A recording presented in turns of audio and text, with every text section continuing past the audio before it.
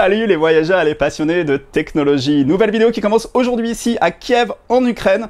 Et pourquoi Kiev en Ukraine? Pour une raison simple, c'est que je vais vous amener avec moi visiter un endroit que je veux visiter depuis extrêmement longtemps, c'est Tchernobyl. Alors Tchernobyl, pour ceux qui connaissent pas, pour les plus jeunes, c'est un ancien projet soviétique d'usine nucléaire. Donc à l'époque, il y avait 4 réacteurs dans cette usine.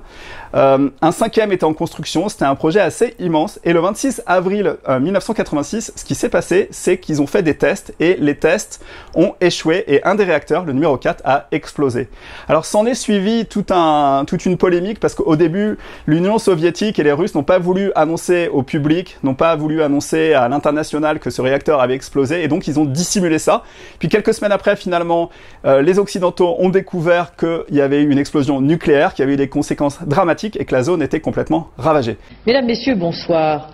9 jours après l'accident de la centrale nucléaire de Tchernobyl, les Soviétiques ont pu voir à la télévision les premières images de la centrale dans leur journal de ce soir.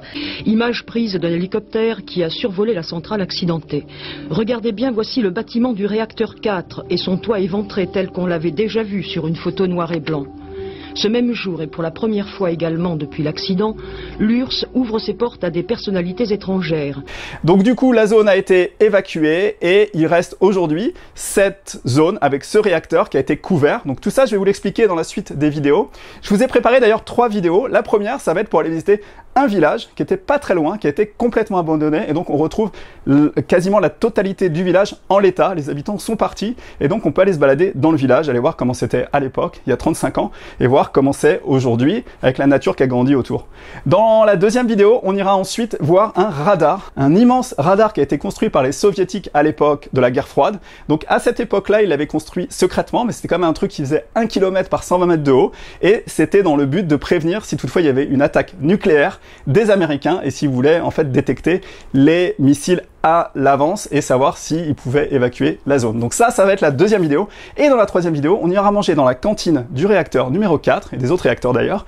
Et on ira aussi s'approcher un petit peu donc du sarcophage qui couvre aujourd'hui le réacteur numéro 4. On ira aussi ensuite, dans la troisième vidéo, se balader dans la ville de Pripyat, qui était la ville ouvrière juste à côté, qui était une ville très moderne, qui a été construite en 1970 pour et à côté du réacteur. Et vous verrez que cette ville, en 1 heure, elle a été abandonnée, donc elle est restée en l'état, avec la nature aussi qui a grandi autour. Voilà, donc c'est une nouvelle série de vidéos, 3 vidéos à venir sur ma chaîne pour aller visiter le fameux site de Tchernobyl. Je suis super excité parce que ça fait très longtemps que je veux voir ça. Et donc, nouvelle vidéo qui commence ici, aujourd'hui, à Kiev. C'est parti!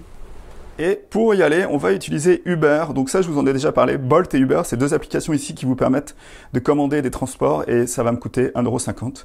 Sachant que le rendez-vous est à la gare à 7h30, 7h50. Alors sur les recommandations de la compagnie Tchernobyl Tour, ils m'ont dit qu'il fallait mettre des chaussures confortables. J'ai mis des chaussettes ici que je vais jeter une fois que j'aurai fini le tour. Il risque de pleuvoir. Le temps est pas terrible en fait. On a 8 degrés ici, on est quand même fin du mois d'août. Donc là, c'est tout ce que j'amène avec moi en termes de vêtements et en termes d'équipement. Et ben c'est cool parce que je vais pouvoir faire voler le DJI Mini 2 ici avec ses 2 batteries.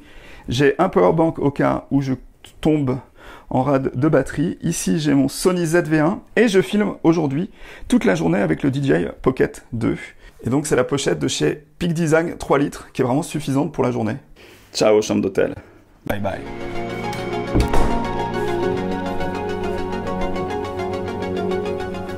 Alors, ma chambre d'hôtel était au 8e étage. En fait, l'hôtel est au 8e étage. Il faut prendre un ascenseur.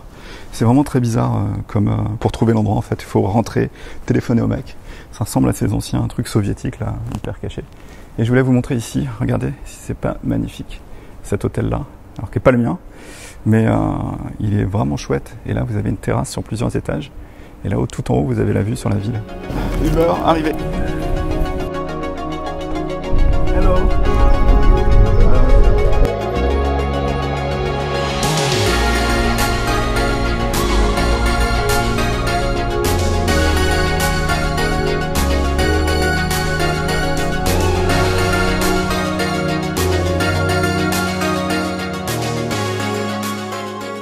Allez, on récupère la valise et on dit merci au chauffeur. Spasiba, Dima. Ciao.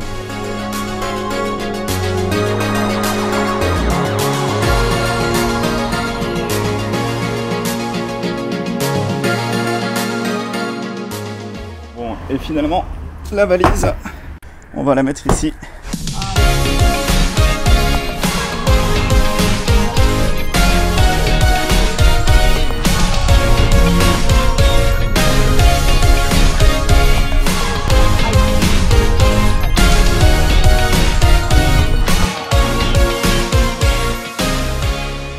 Avant de faire la visite, on doit remplir quelques papiers. Et les papiers, c'est administratif pour faire voler le drone. Donc ça coûte 15 $ si vous venez ici. Et donc en entrant sur le site, on doit signer une décharge. Bon voilà, on vient de prendre le bus donc entre Kiev et la première frontière pour entrer sur le site. Donc du coup, petite formalité administrative pour faire voler le drone, puisque j'ai choisi de prendre pour 15 $ de plus le combo avec la possibilité de faire voler le drone un peu partout, sauf sur le réacteur numéro 4, là où on n'a pas le droit de le faire voler, mais sur le reste du site, je vais pouvoir le faire voler. Voilà. Donc du coup, elle nous a expliqué, il y a tout un tas d'informations dans le bus pendant les 2 heures, c'est vraiment chouette, du coup on s'ennuie pas, elle nous explique un petit peu ce qu'on va faire, et on a un plan de la ville, il nous explique les différents endroits où on va aller maintenant, et donc ça c'est vraiment très cool. Donc la vidéo continue aujourd'hui ici, toujours à Tchernobyl, je suis très excité parce que ça a l'air vraiment très chouette.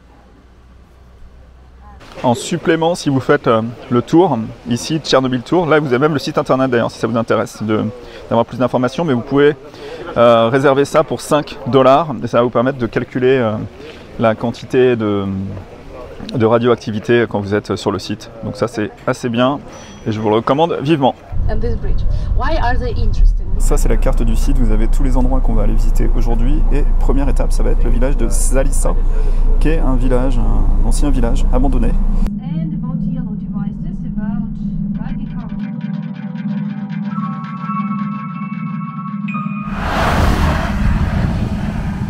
Bon, première étape, premier arrêt, la ville, ici, on va aller voir dans les bois, il y a une ville abandonnée.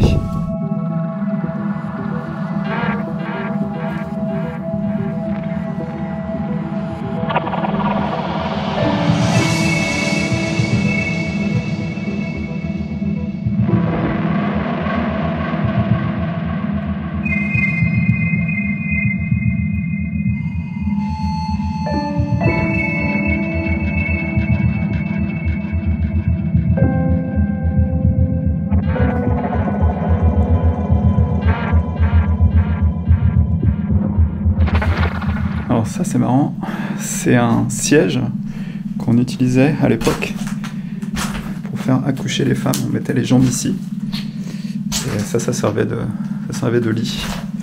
Bon, on continue la petite balade dans le village. Donc ce village qui a été abandonné, pas mal de végétation, si vous regardez, ça a poussé de tous les côtés. Comme c'est pas entretenu, du coup la nature reprend un peu ses droits.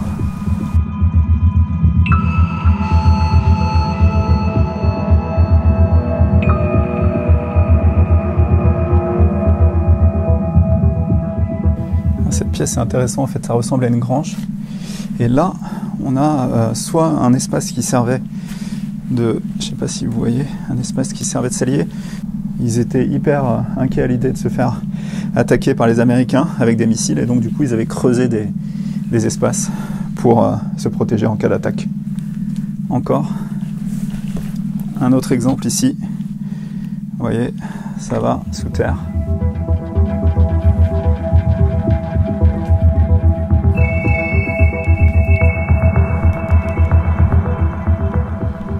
Bon, on continue la visite. Le compteur indique 0,14, donc ça va. Bon, si vous venez à Tchernobyl, vous avez au détour des allées des petits fruits rouges. Je vous déconseille de les manger parce que si vous respirez les particules à la limite ou si elles sont posées sur votre corps, c'est pas trop grave. Mais si vous les ingérez, là, c'est pour la vie.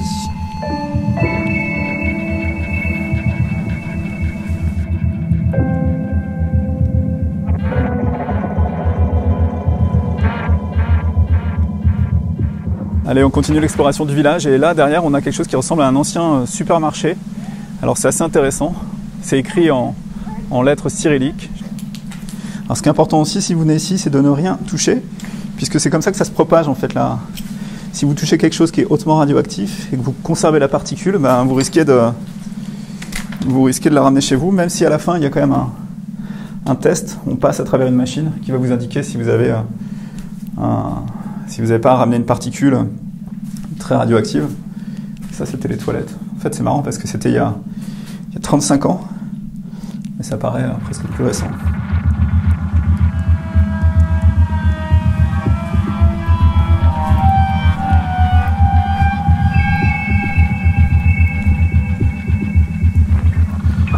Là, il y a un sous-sol, un truc, il faut faire attention à mon avis.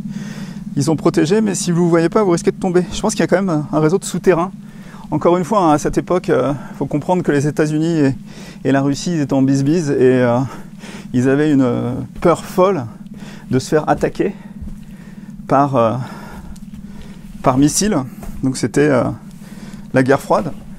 Et donc du coup, non seulement tous les habitants avaient des masques et des protections, et souvent, c'était le masque d'un côté et l'abri anti-missile en sous-sol. Retour pour la suite de notre aventure ici à Tchernobyl. Allez, retour pour la suite de la visite. C'est super intéressant le village. En fait, ce qui est intéressant, c'est le fait que tout a été abandonné et que tout est resté en l'état. Alors bien sûr, il y a des précautions à prendre quand vous venez ici. Non seulement vous avez d'un côté le compteur qui va vous permettre de vérifier le taux de radioactivité, mais il faut aussi que vous fassiez attention à ne pas toucher les objets ici au risque de ramener avec vous des petites particules radioactives que vous auriez soit sur les doigts, soit sur la peau. Enfin voilà, ça c'est un truc à faire. Ça c'est un truc auquel il faut que vous fassiez attention, mais de toutes les façons, à la fin de la visite, vous allez être scanné dans une machine qui va vous dire si vous avez ramené avec vous des particules, donc du coup, évitez de toucher, mais d'un autre côté, sachez que vous allez être scanné, donc du coup vous saurez si vous êtes contaminé ou pas par des particules radioactives. Alors ce qui est intéressant, c'est que c'est un village et que ce village il a été abandonné, donc tout est resté un petit peu en l'état. Et ce qui est fascinant, c'est que la nature a repris ses droits. Donc du coup ça donne un mélange comme ça de petites maisons au milieu d'une nature qui a grandi. Donc ça c'est intéressant à voir, le petit village. C'est toujours moi le dernier dans les bus, toujours. Et me voilà de retour dans le bus. C'était le premier épisode de ma visite de Tchernobyl dans le village de Zalicia. Dans le prochain épisode, je vais vous emmener avec moi découvrir le radar Douga, un radar immense qui a été construit complètement en secret pendant la guerre froide par les soviétiques. Et vous allez voir ce projet immense, il a été révélé au public suite à l'explosion du réacteur numéro 4 de Tchernobyl. On a découvert qu'il y avait ce radar pas très loin et je vais vous amener avec moi le visiter. Donc la vidéo du jour va s'arrêter ici. Si vous avez aimé la vidéo, mettez-moi un petit pouce. Si vous voulez en savoir plus, voir plus de vidéos, n'hésitez pas à vous abonner à la chaîne. Et moi je vous dis à très vite pour de nouvelles aventures sur la chain de Benji Around the World. Ciao!